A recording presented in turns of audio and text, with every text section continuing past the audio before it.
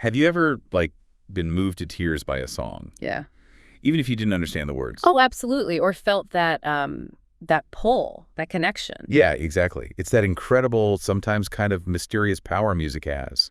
It moves us, unites us. And sometimes it feels like it connects you to something, well, bigger than yourself. Totally. And that's what we're diving into today. Mm. Music as a spiritual practice. That's right. Our mission essentially is to unpack these sources we've gathered. They describe music not just as, entertainment, Right. but as a really deep spiritual vehicle, a form of ritual, even a path to understanding ourselves and, well, the world. And we'll be looking at how this really ancient idea holds up now, won't we? Especially with AI music coming onto the scene so fast. Exactly. It raises some big questions. So we're going to cover a lot.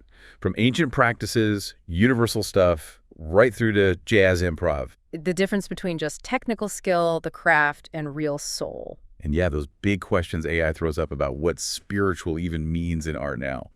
Okay, let's get into it. Let's do it. So kicking off, the core idea, it seems, running through everything we looked at. Music consistently has this profound spiritual aspect. Yeah, it's seen as a spiritual vehicle, a practice in itself. Mhm. People describe it as numinous, mystical. And really personal, right? Yeah. Deeply personal. But how does that actually work? How does it manifest? Well, what's really fascinating is how the sources highlight actually engaging with music, especially acoustic instruments. Okay. That engagement is seen as spiritual because it helps you get out of what they call the ruminating mind. That busy brain chatter. Right. And it can even bypass the amygdala, your fear center, Wow. which fosters this feeling of being completely inside the music. I like that phrase, inside the music. Me too. And it's not just a feeling. For many, this deep engagement can actually work like a form of, well, psychiatric therapy. Really? Yeah. It's viewed as this ancient, universal thing that creates deep meaning in people's lives, across cultures, across time. And when you talk about being inside the music, that makes me think immediately of live performance, especially something like jazz improvisation. That seems really relevant here. Our sources suggest live music can hit a unique spiritual level. How does that work for the musicians? Well, it's almost like they're operating on a different level, In those moments, that spontaneous expression, musicians seem to access something often called soul. Through their skills, yes, but it's more. And that soul is understood as spiritual. Absolutely. But it's not just for the performer, which is key. Communal experiences. Like singing together or dancing. Exactly. Group singing, dancing, described as really powerful shared spiritual experiences, create this tangible sense of unity. Dissolving boundaries. Right, breaking down that division we often make between the spiritual and the everyday. Think about liturgical choral music in a huge cathedral. Oh yeah, powerful. One source called it the essence of music in its purest sense. It moves everyone, partly because of that amazing synergy between the space, the architecture, and the sound itself. That really makes you think about the environment, doesn't it? How much that shapes the experience. It plays a huge role. So, okay, it's clear music has this incredible transformative power, elevating emotions, impacting the world. And even acting as an anodyne, like a comfort after big traumatic events. And it's more than just comfort, isn't it? The sources suggest it's a unique, like non-drug pathway to emotional resilience. Yeah, actively interfering with anxiety, offering real solace. That's pretty powerful stuff. It really is. Okay, so moving on slightly. Something else that keeps coming up is how music spirituality often goes beyond traditional religion. Mm-hmm. It's suggested that music can be a kind of religion of the music itself. What does that actually mean? I think it means it acts like a universal language, a shared practice. This religion of the music idea allows for connection, collaboration. Without needing everyone to sign up to the same faith. Precisely. Because it taps into a shared human experience. And this ties right into that whole spiritual and not religious thing, SBNR. Right, we hear that term a lot. People are pursuing spiritual practices, and music is a big one, without sticking to traditional religious structures or dogma. Which gives artists a lot of freedom, presumably, to explore ideas outside of, religious themes. Huge freedom. And the sources even get into the difference between faith and religion, defining faith more broadly, like as confidence. Yeah, but it's more of a general, almost agnostic confidence, not necessarily in a specific doctrine or deity. Okay. And what's interesting is this real appreciation noted for artists who manage to bring together science and spirituality in their work. Why is that seen as important? Because it seems to widen their creative horizons, It If you think bigger picture, it points to this idea of finding a union of the opposite, embracing both the logical, structured, maybe rectilinear side of things. Like the science part. Yeah. And the intuitive, flowing, curvilinear, artistic side, finding that balance. John Coltrane is a prime example cited. His deep interest in physics and mysticism, and how that apparently overlapped with things like the Enneagram. The personality system. And mandalas, those intricate spiritual diagrams. It's about that synthesis. Fascinating. Okay, so we've seen how music can build these universal spiritual bridges. Let's kind of turn inward now and look at the act of creation itself. The emotion and the craft involved. Right. How do they feed into that spiritual power? Because it's not just hearing it, it's what goes into making it. Well, obviously music triggers emotions, we all know that. Sure. But the sources suggest that true spiritual feeling, that soul, comes from something deeper, an inner life, sincerity. It can't be faked or just technically produced. Exactly. It's described as something that has to genuinely come from the heart. And there's a distinction made between composing and performing, isn't there? There is. Composition is often framed as more Apollonian, logical, structured, maybe less inherently spiritual in the moment. Compared to performance.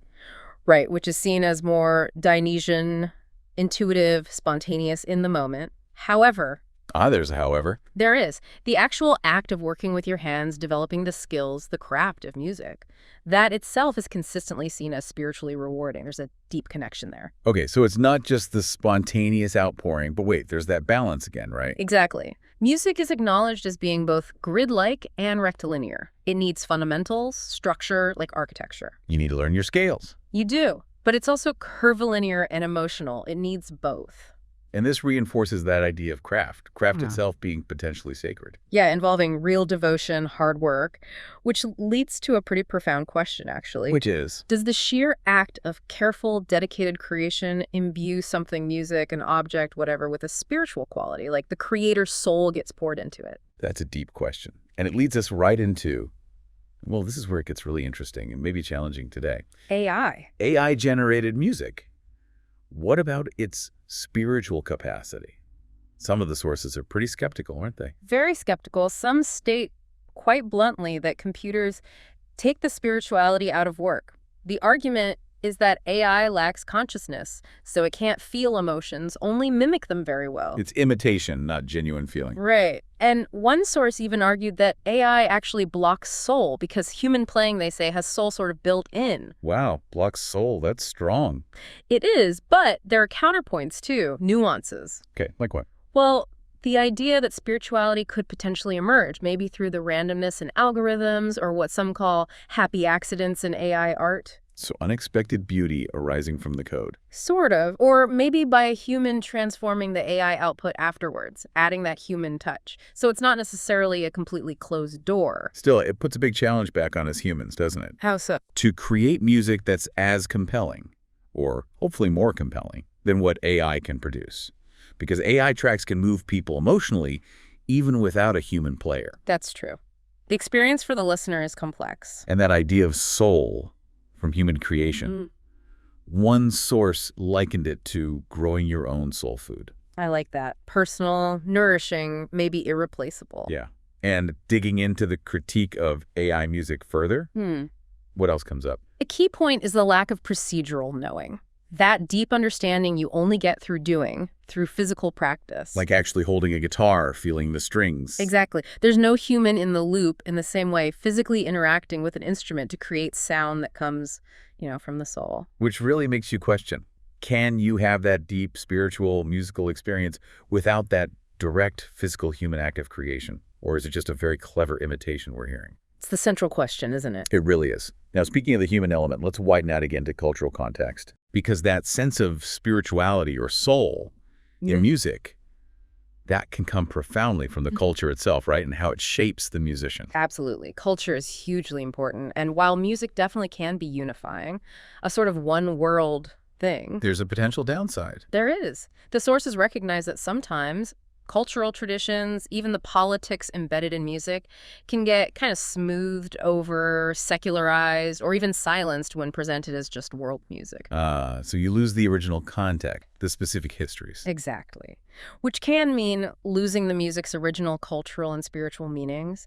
It's that tricky balance, isn't it, between universal appeal and keeping those authentic roots alive. And you see that so clearly in some examples, like American music. Mm-hmm.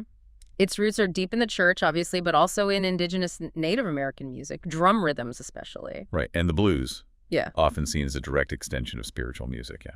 Absolutely. Expressing that deep spiritual longing, often through the shared community spirit. It's way more than just entertainment. Definitely not just entertainment. Yeah. So, yeah, we've covered a lot of ground here. From Mhm. music as this deep spiritual vehicle, Transcending traditional religion. rooted in human craft, human emotion. And now facing these huge questions with AI.